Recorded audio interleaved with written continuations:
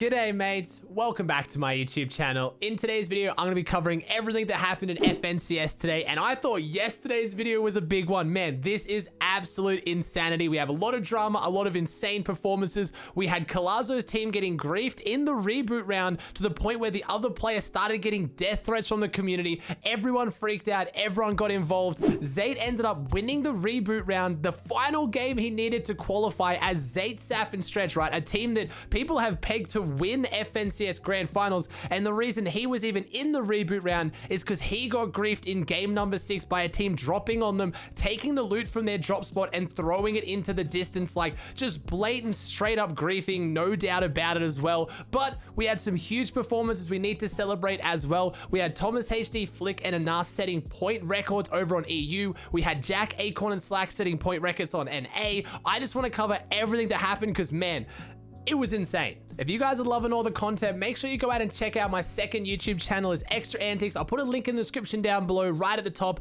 I'm posting shorts there every single day, little clips from my viewing parties and big things you guys might be missing, and also just stream highlights and other fun videos that I don't want to put on my main channel, because I'm already uploading every day. Thank you so much.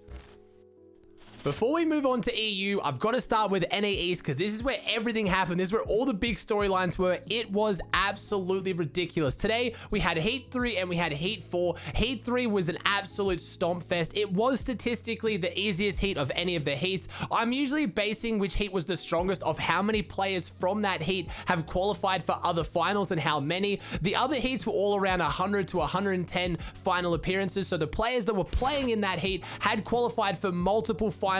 But unfortunately, Heat 3 only had about 68, I think, or 70. So it was by far the worst heat. And because of this, you had teams like Jack, Acorn, Slacks, Scented Edgy Commandment just absolutely run through the entire lobby. Jack, Acorn, and Slacks ended up setting a point record. They won 3 of their 6 games. I mean, just look at this match history. Just insane performances. And they did it with other good players in the lobby as well. Like I said, we had Scented Edgy Commandment in there too. So pretty much all the big teams out of this heat were able to qualify. There was no huge upsets in Heat 3, but when we jumped into Heat 4, this is where everything happened. Heat 4 was so insanely stacked, and all I gotta do is show you this list of players who didn't qualify to show you how insane it was. Remember, these names I'm about to read out are the ones that didn't come top 8, right? So we have Calc, Furious, and Sebi just falling short. Zayt, Saf, and Stretch has Scoped and Tragics. We had Cloudinator's team. We had Unknown Army's team. Just ridiculous level of players who didn't qualify. Obviously, the 3 huge one there is Scope's team, Zayt's team, and Calc's team.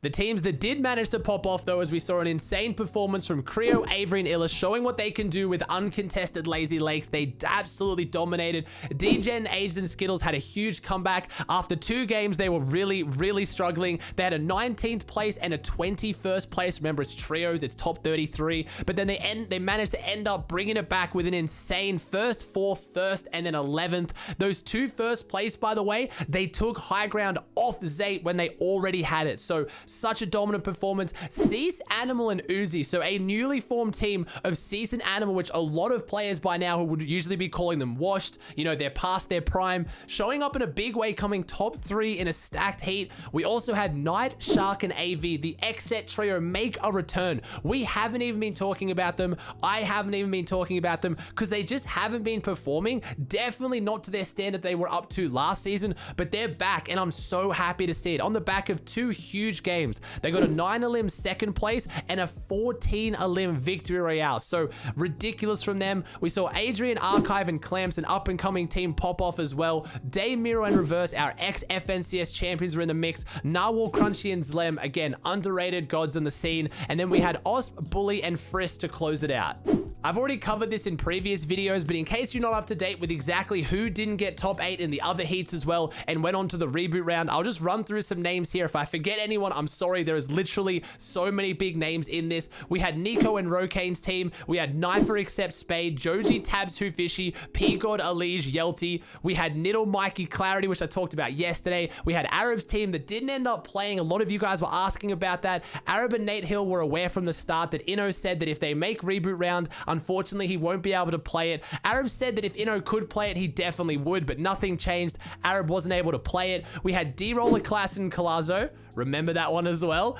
We ended up having Mega Eclipse dubs. We had huge names. Sparebo's team in there, Oliver OG. Like some of the biggest names. I just ran through the other big names that were in Heat 4 as well. So like I said, Zayt's team, Calc's team, Scope's team. So Reboot Round, if you guys don't know, is a single game with all of those 32 teams, all the teams that came from 9th to 16th in each heat, versing each other in a single match. One match where the Victory Royale player will go through into the grand finals. Whoever wins that one is going to be joining them, the 33rd team. It's not most points, just the Victory Royale.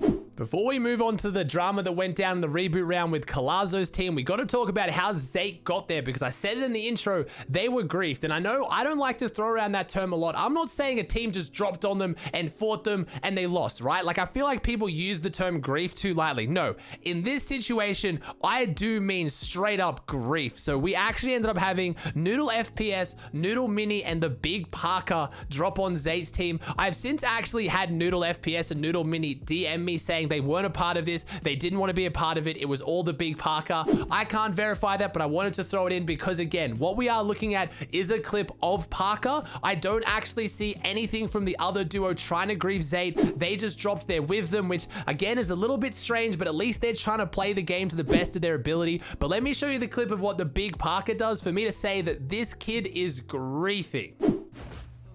Oh. Why doesn't he bait a mini? Oh! Look at oh, he's thrown it. He's just griefing. He just threw those out into the middle of nowhere. My God. If these This kids kid has no ever idea try that to I place have an him on event stream ever again, right I now. will single-handedly make sure they don't place. He Don't just worry. took minis and threw They them won't. out. They're no life He losers. does not But care. Yeah, they're doing this just for grief. Bro.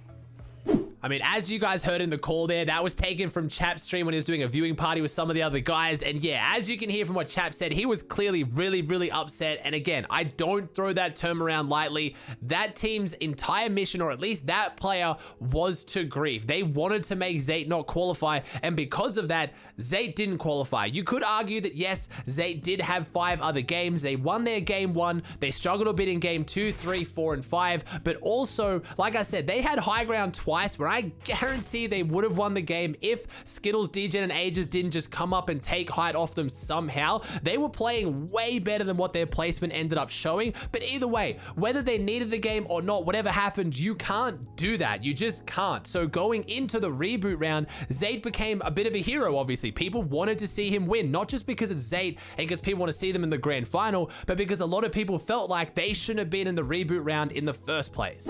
Now that you've been all caught up with what the drama was that involved Zayt, let's move on to the Reboot Round where it shifted towards Co1azo. Like I said earlier in the video, Zayt's team ended up winning the Reboot Round in one of the most dominant fashions we have ever seen. I will show that clip at the end. I got to commentate it. I was so proud that I got to be a part of what was a ridiculous moment. But we got to go back to the start of the game. Why was a pro player getting death threats for killing a snowman? Again, I've got to explain this to you. So if you don't know, I've talked about it in the past, the Big Chill, the snowball launcher is a very, very strong item. And right now as well, there is a, I don't want to call it a glitch and I don't want to call it an exploit because that's what everyone else is saying. I talked about it recently in a video a few weeks ago, 72 hours. Tom Liquid also made a video on this. There is an issue in the game, in my opinion, a little bit. I do think it needs to be fixed. There's something wrong with it, but at this point, Epic seems to be okay with it, and it is a feature, but you can do timed quest in pubs. So you can start a timed quest in a pub, like let's say farm 250 brick. You can farm 240 brick in the pub, then go into competitive game, farm 10 brick, and you finish the quest and you get the gold straight away. So a lot of teams have been using this strategy. OCE Reboot Round was won because of this. The team that won the OCE Reboot Round, Bluesy's team, used this strategy. It came down to being used at the very end to disrupt the medkit of the player on high ground, causing them to lose and Bluesy's team to win. And the way they bought it was using these timed quests. Now, fast forward to the NA Reboot Round, Co1azo had the same plan. He was on stream, streaming himself, doing the quest, getting set up to then get the snowball launcher in their Reboot Round because Co1azo's been dropping caddy corners. That's his drop. That's where he goes. And he's been getting the snowball launcher in the past, not using these timed quests, but he wanted to make sure, right? If it's not against the rules, if it's a feature of the game, whether you think it should be a feature or not, it's for him to use. And that already divided the community, but I'm covering so much drama today. I'm not getting involved in that. Whatever it is, whether you think it should or should not be in the game, it is. And clearly Epic's not banning it. So I'm going to leave it at that. But Co1azo went into the game with the intention to buy the big chill. And that's where Co1azo's team came in. They saw this coming. And then they went to the Snowman's outpost. And they deliberately killed the Snowman to stop this from happening. I'll show you the clip. They streamed it. One more trash. Y'all stack is right now. No cap. Come on, Alright, I'm out of there. Now, before I show you Co1azo's response to this and his community's response, because like I said, they went full-blown death threats on this. They got really upset. They were incredibly upset at Co1azo's team for doing this. I need to talk a little bit about the context. I didn't show the full 5-minute clip. I did download it. I don't believe he's deleted the VOD. I think it's still up. If he hasn't, I'll put it in the description down below. There is no real reason he should delete it because I love Co1azo. Co1azo is one of my favorite people in the community. He's one of my best friends in the community. I feel so bad this has happened to him, but I genuinely don't think Co1azo did this to grief Co1azo or to try and ruin their tournament. It did definitely grief them, but their explanation was that Co1azo said he would grief anyone for the launcher. No Snowman equals no launcher. No launcher equals no grief. Sad to see all the death threats I'm getting. GG's only. And again, it's kind of a strategy. I get it. I get why he did it. If the Snowman goes down, they don't have the reason to get gold and they're not going to get rushed by Co1azo, who now has the big chill and has the upgrades. They won't get griefed. At the same time, if you just grab the loot and you left Weather Station, they also wouldn't have got griefed. I also need to make this clear because a lot of people are very confused. Co1azo's team has been going the Weather Station this entire time. It's not like they changed their drop spot to kill Snowmando and their whole game plan was around it. Even from that clip, he kills Snowmando, he walks away, he goes and loots, and he heads off. Now, a lot of people are praising Co1azo for this as well, because it's very similar to the XMB situation. That's what he ended up tweeting as well. He said, you know, XMB part 2, I think is what he ended up saying. But again, the XMB situation, if you don't know, was when back in solo FNCS, XMB dropped on the caddy launcher. He ended up taking down Kit, got the caddy launcher, swam out into the ocean, and dropped it in the ocean. This upset a lot of people. A lot of people found it hilarious, and some people loved it. But I would argue that that technically was even worse than what Co1azo's done, because even though, again, I like XMB, XMB deliberately made it his game's mission to ruin someone else's game. Even if it was a bit of a meme, it did at the time affect Cody's FNCS greatly. This wasn't a targeted attack by Co1azo to ruin Co1azo's game. They didn't change drop spots. They didn't change strategy. They did end up killing Snowmando to deny him the loot, which ultimately gives them a better chance in the game. If you know that you can deny someone, let's say the RPG from Hydro Dam, you'd probably do it to get that advantage. It just sucks that it happened to Co1azo that everybody loves and that they were streaming it, so it snowballed. Again, like XMB, some people are praising Co1azo for this. Some people hated him. Like I said, he's getting death threats for it. Ultimately, it's not against the rules. Co1azo, again, was upset, but he wanted to make sure that his community and no one sent him any death threats. No one sent him any hate. So let me show you Co1azo's response. Chat, nobody in my stream at least send any hate to that kid, bro. Please don't. I don't know. Like, don't worry about it. Don't sweat it. We should have already qualled. You know what I mean? Don't even worry about it, bro. Like, it's weird, but don't send any hate. I mean, he's just a kid, I'm sure. Like, he just doesn't know. It's fine. Again, even just more reason to love Co1azo as a pro. There's a reason why his community got so upset, because man, the dude is just so genuine. He's such a nice guy. Like he said, it comes down to he doesn't even think he should have been in the reboot round. He should have already qualified and dominated anyway. And then even then, he knows that even if they got the snowball launcher, he was saying there is still not a guaranteed chance they would have won. He's not saying it's not a strange play, and I agree, it is a bit of a strange play, especially when they could have done the same gold quest challenge, got into the game and got the snowball launcher. But if you watch the clip, one of the main things Co1azo thought was that they were kind of doing that whole, oh, we're griefing them, we're so excited. If you go back and watch it from Co1azo's perspective, that wasn't the intention at the same time. There's a bit of spawn beef there. Co1azo apparently said that he was going to grief them for the big chill. We don't have any DMs to verify that. That's your usual spawn beef stuff that I stay outside of. But at the end of the day, Co1azo understands why it happened. He still thinks even if it didn't happen, there's a chance he maybe wouldn't have won anyway. way, he made it to endgame pretty stacked, but they did run low on mats, so it made things a lot harder. Class and D-Roller were a lot more upset than Co1azo was about this, but either way, you can't change it, and I do love the fact that, like Co1azo said, they're all right, don't send any hate, and I have to send the same message. Don't send any hate to this guy. That's why I wanted to make a video to clear up the whole situation because, man, there's a lot of background to this.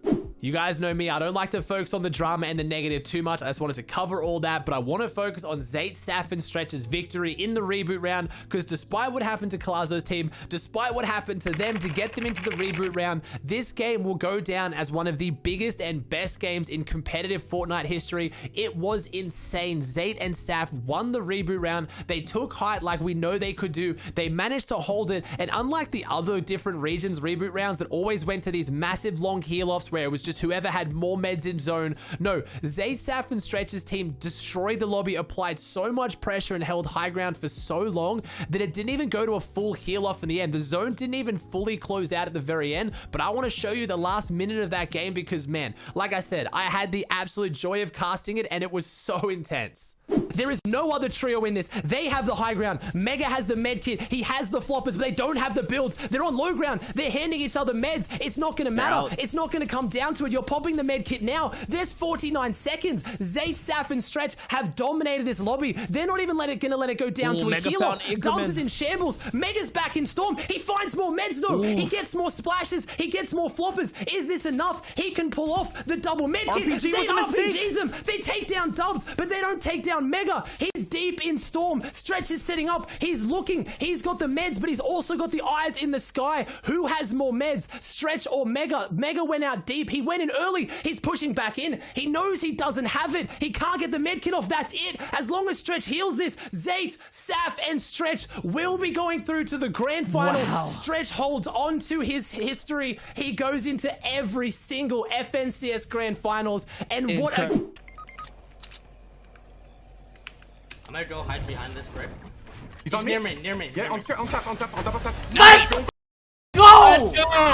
Let's go, baby! That's what I'm talking about! Holy We had some insanely wholesome moments from all around the world for the reboot rounds. Middle East was insane. There was like a 45 to 1 minute full heal off. The guy won. He was cheering. He was yelling. It was honestly so ridiculous. OCE, same thing as well. We had Bluesy's team win it with that ridiculous snowball play. Everyone was so hyped. So there was some big moments from the reboot rounds around the world, and all the games were so exciting. They all went to the heal offs. They all went right down to who was going to be able to win it. But NA East, all eyes were on it. Zayt, Saf, and Stretch, a team that people have still picked to win the grand finals. They've decided they're going back to Hydro Dam. They went Salty Towers for this qualifier. It did not work. They did not like it. Back to the Hydro Dam, and they have a chance to win, and they needed to get the win to qualify. Some people are even convinced that they deliberately threw to get to this point, and only Zayt's team would I believe that they are that insanely good that they could pull it off. But man, that's got to wrap it off NA. Let me talk about EU now. I'm sorry, EU is coming. There was just so much that happened in NA. I already talked about this in a previous video, but Heat 3 EU wasn't as stacked as Heat 1 and 4 for EU, but it was still really good with some big names in it, and almost all those big names managed to make it through as well. We ended up having Karma's team make it through. We had Michael's team make it through. CRR managed to jump up there. Boya made it through and then ended up tweeting out that he didn't even put any practice coming into this, so I don't know how you make EU grand finals on no practice, even in the easiest heat. That is insane. But we had some big names miss out. We had Rifler, Slicks, and Milan not make it through. They didn't come top 8. They came 10th. They made it into the reboot round. So did teams like Snappy, Toos, and Patrick after all that drama with the whole like leaving the game early. We had teams like Clement that didn't even make it into the top 16, but Heat 3 overall was pretty ridiculous, but Heat 4 was just insanity.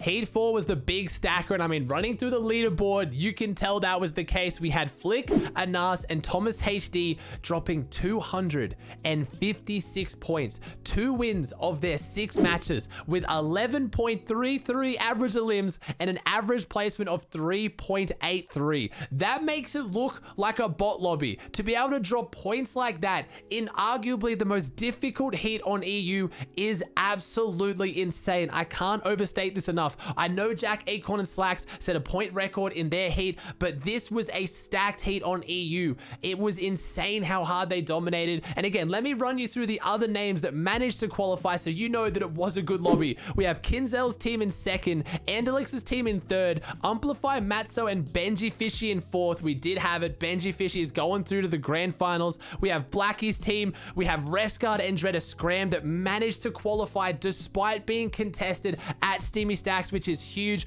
Like I said, they're one of my favorites to win EU grand finals from the start. I was just so scared when I saw them in the stacked heat and getting contested, but they came out on top. We had teams like Frey not be able to make it through, Steelix not be able to make it through, Diablo's team not be able to make it through, and keep that in mind. So we had some huge teams that didn't qualify, even though we had Anas, Thomas HD, and Flick just taking all their points. The EU reboot round was ridiculous. It was the first major region we saw the reboot round for as well. Like, you know, EU, NA, you can always argue between which one you think is best. And I know now that I've said this, you guys are going to hit the comments with which one you think is best. But overall, I really do consider EU and NA East, whichever one you say is better, I don't care, on a different standard and level to all the other regions. So we got to see what the big reboot round was going to look like before we moved into NA East. And man, was it ridiculous. Unlike Zayt, Saf, and Stretch, who managed to take high ground early and then hold it and get the dominant victory royale before the zone even closed, we managed to have pretty much 8 different teams go for high ground, trade high ground, solos on height, someone else came for it, someone tried to take it. It was insanity until right at the very end when all the dust settled. We had a team that managed to out heal the rest, played from mid ground, and we had Diablo, Flecken, and Bayon managed to qualify all the way through. It was intense, it was insane, and everyone went for high ground like we thought and ended up being the mid-ground team that won it.